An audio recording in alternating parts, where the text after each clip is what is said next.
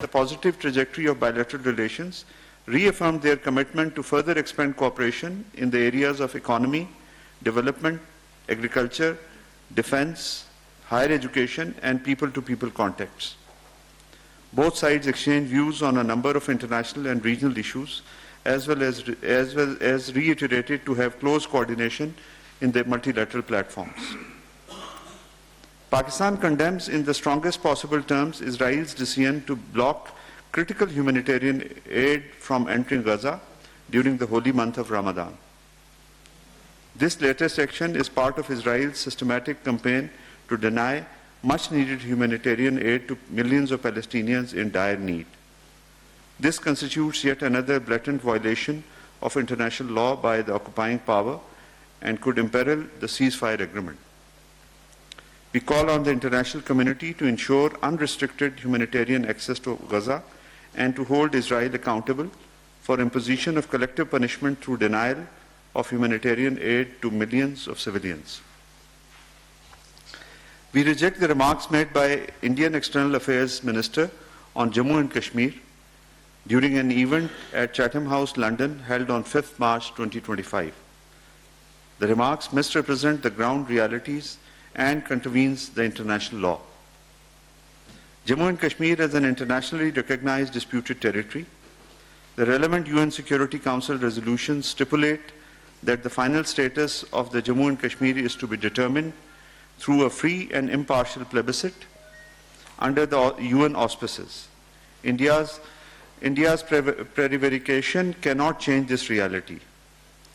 We also wish to underscore that any electoral exercise pursuant to Indian Constitution cannot serve as a substitute to grant of right to self-determination.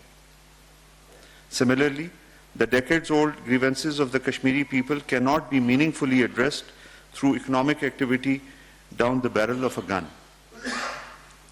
Instead of making baseless claims about Azad Jammu and Kashmir, India should vacate the large territories of Jammu and Kashmir under its occupation for the last 77 years. It must realize that a peaceful settlement of the Jammu and Kashmir dispute in accordance with the relevant UN Security Council resolutions and wishes of the Kashmiri people is imperative for a lasting peace in South Asia. Announcements. The Deputy Prime Minister and Foreign Minister, Senator Mohammad Ishaq Dar, will travel to the Kingdom of Saudi Arabia to take part in the extraordinary session of the OIC Council of Foreign Ministers, which is set to take place on 7th March 2025 in Jeddah. The high-level meeting will discuss joint actions in response to the deteriorating conditions in Palestine due to the ongoing Israeli aggression, violation of Palestinian rights, and calls for their displacement. At the upcoming OIC CFM session, the Deputy Prime Minister and Foreign Minister will reaffirm Pakistan's steadfast support for the Palestinian cause and emphasize its principled position.